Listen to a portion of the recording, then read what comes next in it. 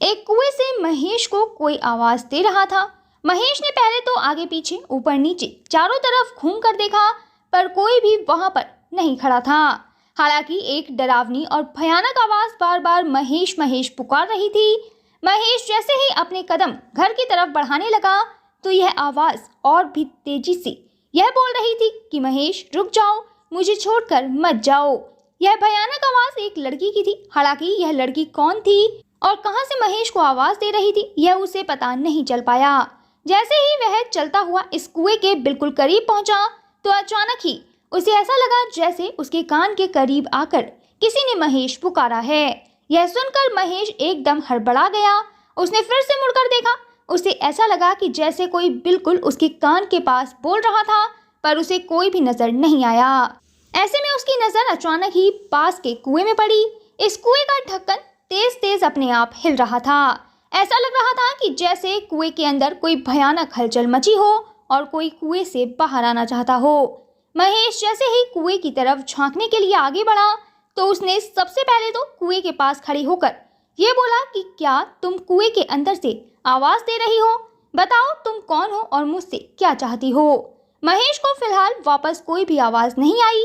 ऐसे में महेश को लगा कि जरूर कुएं के अंदर या तो कोई गिर गया है या फिर किसी को उसकी मदद की जरूरत है। तो फ्रेंड्स, वीडियो में आगे बढ़ने से पहले यहाँ आपके लिए एक इम्पोर्टेंट जानकारी है।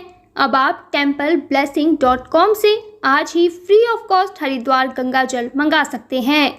हमारी वेबसाइट से आपको फ्री में अब जब गंगा जल मिल रहा है तो आप इसके बारे में अपने फ्रेंड्स और कलीग्स को ज़रूर बताएं, जिससे कि वह भी इसका लाभ उठा सकें। वैसे अब आप templeblessing.com से गंगा जल लेने के अलावा घर बैठे पूजा बुक भी करा सकते हैं। ज़्यादा जानकारी के लिए हमारी वेबसाइट पर ज़रूर विजिट करें। तो चलिए हम वीडियो में आगे बढ़ते हैं। महेश अब इस कुएं में झांकने की कोशिश कर रहा था। उसने कुएं का दरवाजा खोलकर जैसे ही देखने की कोशिश की तो किसी ने उसे अपने आप अंदर खींच लिया। नीचे पहुंचने तक वह यहाँ से गायब हो गया था। कुआं पूरी तरह खाली था। हालांकि इस कुएं के नीचे से खून की कुछ बूंदें झरने की तरह अपने आप ही बह रही थी, पर कुछ देर बाद यह बूंदें भयानक से चेहरे ने जीभ से साफ कर दी और यह अपने कुएं में वापस चला गया। अगले दिन महेश का परिवार गांव में हल्ला मचाता हुआ उसे ढूंढ रहा था, पर किसी को भी कुछ पता नहीं चल पाया। हर कोई यह जानने की कोशिश कर रहा था कि आखिर महेश कहाँ है और वह रात भर घर क्यों नहीं पहुंचा। ऐसे में उसके परिवार वालों ने थाने में जाकर उसकी रिपोर्ट लिखवाई। करीब 4 से 5 दिन लगातार ढूंढने के बाद भी महेश का कुछ पता नहीं चल पाया। हालांकि राजू नाम का एक लड़का भी कुएं के करीब ही टहलता हुआ अचानक गायब हो गया था। ऐसा ही कुछ दिन लगातार चलता रहा। गांव के तकरीबन 7 से 8 लोग इस कुएं के आसपास टहलते हुए गायब हो रहे थे। हालांकि किसी को भी समझ नहीं आया कि आखिर गांव के लोग एक एक करके कहां पर गायब हो रहे हैं। पर एक दिन एक लड़का पंडित के साथ उस कुएं की तरफ घूमने गया।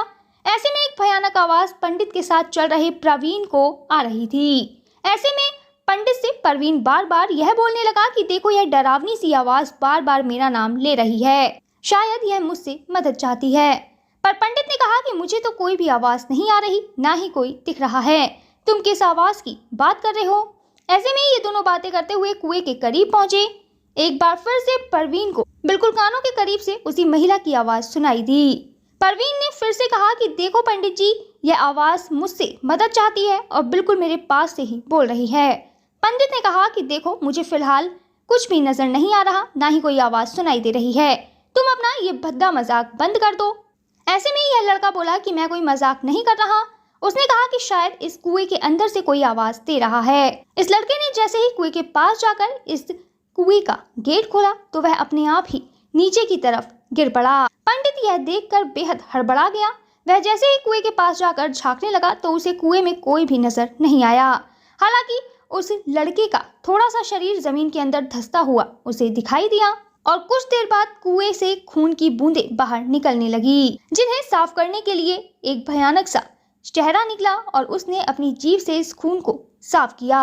उसके बाद यह भयानक शरीर अपने आप ही जमीन के अंदर गायब हो गया।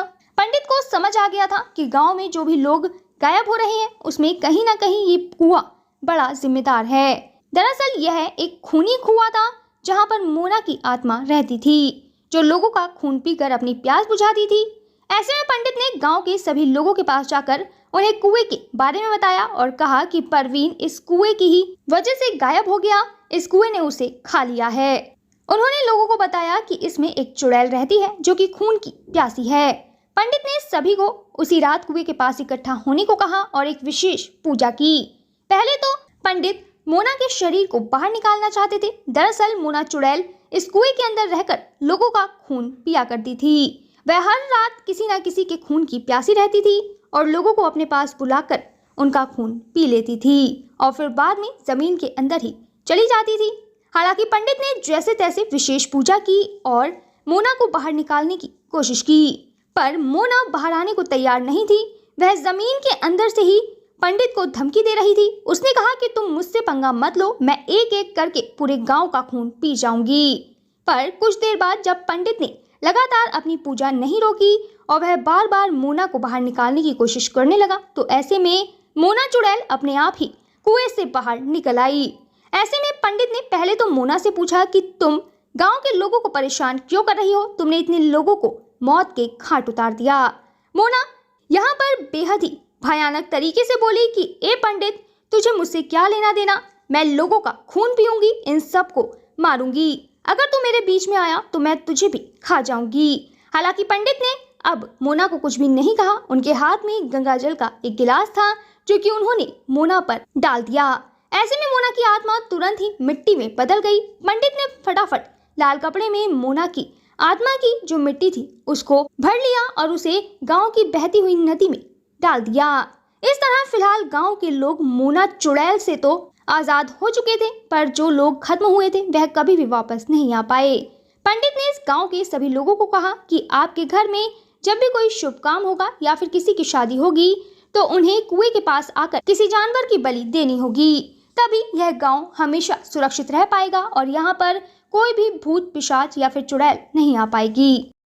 तो यहाँ वीडियो खत्म होने से पहले मैं आपको बता दूं कि अगर आप अपने परिवार की सुख, समृद्धि और अच्छे स्वास्थ्य के लिए भारत के किसी भी मंदिर में पूजा कराना चाहते हैं या फिर आपका अयोध्या, रामलला, हरिद्वार, जैन तीर्थ महावीर जी जाना नहीं हो पा रहा, तो आप रामलला, अयोध्या, हरिद्वार, महावीर जी में घर बैठे templeblessing.com से पूजा बुक कराकर भगवान का आशीर्वाद ले सकते हैं।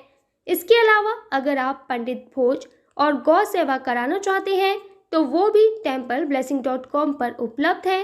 ज़्यादा जानकारी के लिए कमेंट में दिए गए लिंक पर क्लिक करें और घर बैठे पाएं भगवान का आशीर्वाद।